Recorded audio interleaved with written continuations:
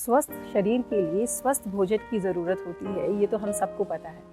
पर स्वस्थ मस्तिष्क के लिए, स्वस्थ दिमाग के लिए हेल्दी डाइट, ये क्या भला है? मैं Anshu Pandey, counselling psychologist, founder of Antarman, जिसका सिर्फ एक ही मकसद है, balance the colours of your life, यानी आपके जीवन के रंगों को संतुलित करना। हम बात कर रहे थे माइंड के डाइट यानी दिमाग के भोजन की।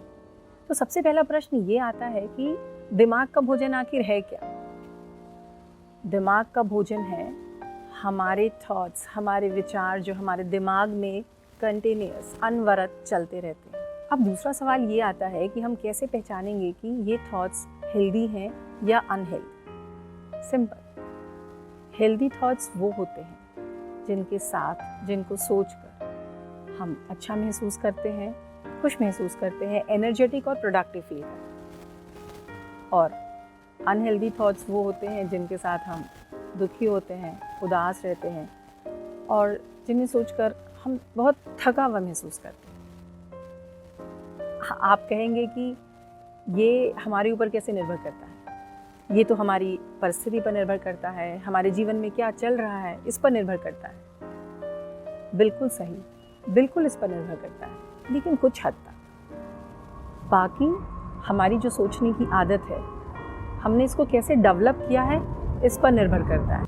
इसको समझने के लिए ये समझना बहुत ज़रूरी है कि हेल्दी डाइट के लिए हमें किन बातों का ध्यान रखना ज़रूरी है। माइंड का हेल्दी डाइट यानी जो हमारे थॉट्स हैं, हेल्दी थॉट्स, उनके लिए जिन 3 चीज़ों का ध्यान रखना ज़रूरी है वो हैं सोर्स, ये थॉट्स आ कहाँ से रहे हैं।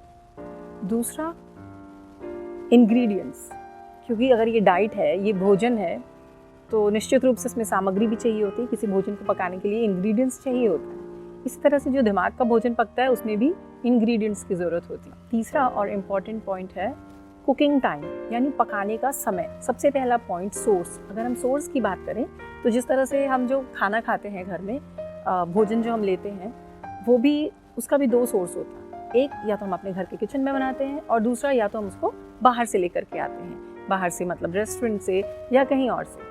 तो जो खाना हम घर में बनाते हैं उसके लिए हम घर की सामग्री यूज़ करते हैं, और जो हम बाहर से लेकर के आते हैं हम पूरी तरह से बाहर पर डिपेंड करते हैं। लेकिन वहाँ पे हमारे पास चॉइस होती है कि हमें क्या चाहिए, हम वही लेकर के आते हैं। जो हमें पसंद है, जो हमारा टेस्ट है, उसके हिसाब से लेकर के हम आते हैं। सेम चीज़ थॉट्स में भी, जो हमारे दिमाग का भोजन है उस पर भी सेम चीज़ लागू होती है।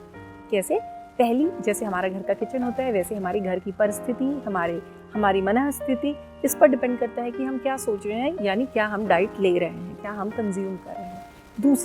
दूसरा जो कि बाहर से आता है मतलब जो कुछ भी हम सुनते हैं, देखते हैं।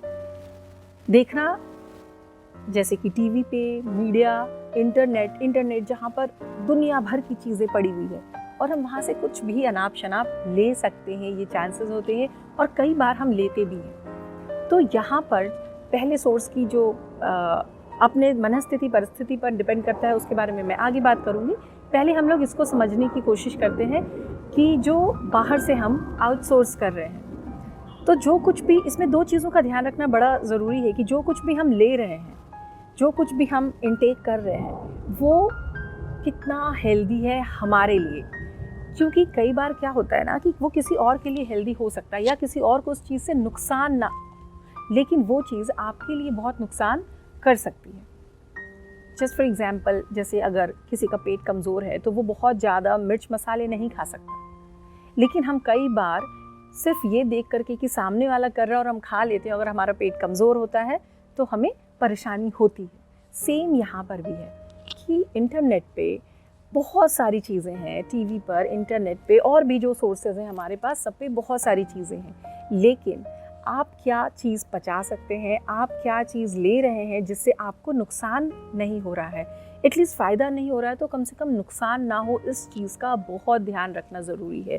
जैसे एक उदाहरण से मैं आपको इसको समझाने की कोशिश करती हूँ। जैसे होता है, बहुत लोग टीवी पर क्राइम वाली चीज़ें जो है, वो उस क्राइम से रिलेटेड चीज़ें जो है वो देख लेते हैं। कई लोग बहुत हॉरर मूवीज़ देखते हैं, हॉरर शोज़ देखते हैं। कुछ लोग जो ये देखते हैं उनको कोई फ़र्क नहीं पड़ता है, उनके लिए ये ठीक है।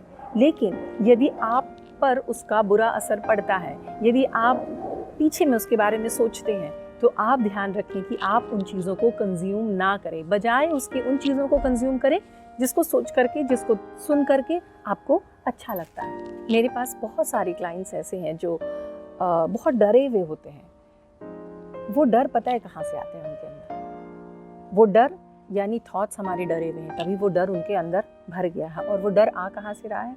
अब आपने नेट पे जब सर्च करना शुरू किया, कुछ लोगों की आदत होती है अगर थोड़ा सा भी कुछ हुआ तो वो तमाम नेट पर उसके बारे में जानकारी इकट्ठी करनी शुरू कर देते हैं। जैसे कि कोई बीमारी, अब उसके बारे में जब आपने बहुत सारी चीज़ें सुन ली, समझ ली, पढ़ ली, तो आप कहीं ना कहीं खुद से रिलेट करना शुरू करते हैं और फिर आपको कहीं ऐसा लगने लगता है कहीं ये बीमारी मुझे ही तो नहीं है, और फिर आप डर में चले जाते हैं। तो वो एक नेगेटिव थॉट्स आया, वो एक अनहेल्दी थॉट आया आपके दिमाग में, जो आपकी मनस्थिति को खराब करता है, जो आपके दिमाग के लिए, आपके मन के लिए बिल्कुल भी ठीक नहीं है, हेल्दी नहीं है। तो आगे से जब भी आप आउटसोर्स कुछ भी कर रहे हैं, कोई चीज़ें जो बाहर से लेकर के आ रहे हैं अपने दिमाग के भोजन के लिए, उस समय में ध्यान रखें कि क्या वो आपके लिए हेल्दी अगर नहीं है तो एटलीस्ट अनहेल्दी ना।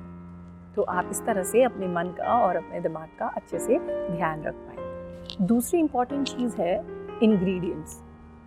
अगर दिमाग का भोजन थॉट्स है तो उस थॉट्स का इंग्रेडिएंट्स क्या है, मतलब वो थॉट्स बनते कैसे हैं। अब जब इंग्रेडिएंट्स की बात हो रही है तब मैं अब सोर्स के पहले वाले पॉइंट पे जाती हूँ कि जो हमारी मनस्थिति है, जो हमारी परिस्थिति है, वहाँ पर इन इंग्रेडिएंट्स का इम्पॉर्टेंस समझ में आता है। तो थॉट्स के इंग्रेडिएंट्स क्या हैं? थॉट्स के इंग्रेडिएंट्स हैं वर्ड्स, वो वर्ड्स जो हम थॉट्स में यूज़ करते हैं। तो उस समय बहुत ध्यान रखने की ज़रूरत है कि जो इंग्रेडिएंट्स हैं वो हेल्दी है, वो हाइजेनिक।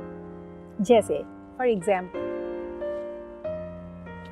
बीमार, एक्सीडेंट, असफलता, फेलियर, ये सारे जो वर्ड्स हैं वो अनहेल्दी हैं। इन वर्ड्स को हम जितना कंज्यूम करते हैं, अपने थॉट्स में जितना ज़्यादा यूज़ करते हैं, उतना हम दुखी, उदास और थका हुआ महसूस करते हैं। इसकी बजाय अगर हम हेल्दी यानी स्वस्थ, सफल, सेफ, सुरक्षित ऐसे शब्दों का इस्तेमाल करते हैं तो ये हमारे थॉट में एक हेल्दी थॉट क्रिएट करते हैं और वो हमारे मन को खुश रखते हैं, प्रोडक्टिव रखते हैं और एनर्जेटिक रखते हैं। तो इंग्रेडिएंट्स का इम्पोर्टेंस आप यहाँ पर समझ गए होंगे अच्छे से। तो आगे से बहुत समझदारी से, बहुत ध्यान से अपने थॉट्स में जो आपके जो इंग्रेडिएंट्स हैं यानी जो वर्ड्स हैं उसको बहुत वाइजली यूज़ करना है।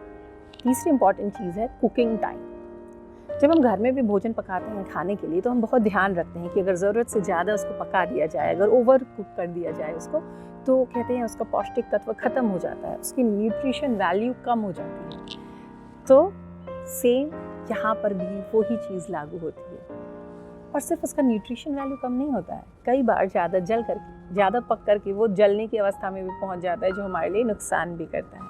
वैसे ही ज़रूरत से ज़्यादा किसी भी बात को सोचने से उसका फ़ायदा कुछ हो ना हो, नुकसान ज़रूर हो जाता है। इसलिए ध्यान रखें कि किसी भी चीज़ को ज़रूरत से ज़्यादा ना सोचें, यानी ओवर थिंक ना करें। Over thinking equal to over cooking. उम्मीद करती हूँ कि सोर्सेस, इंग्रेडिएंट्स और कुकिंग टाइम का ध्यान रख करके आप भी अपने माइंड के लिए एक हेल्दी डाइट बनाना शुरू करें, हेल्दी डाइट लेना शुरू करें और अपने दिमाग को, अपने मन को हमेशा खुश रख सकें। अगर आपको लगता है कि इस वीडियो को देख करके आपको थोड़ा सा भी फ़ायदा हुआ है तो इसको लाइक कर दीजिएगा, और यदि आपको लगता है कि इससे आपके अपने यानी आपके फ्रेंड्स और रिलेटिव्स को भी इससे फ़ायदा होता है तो उसको शेयर कर दीजिएगा।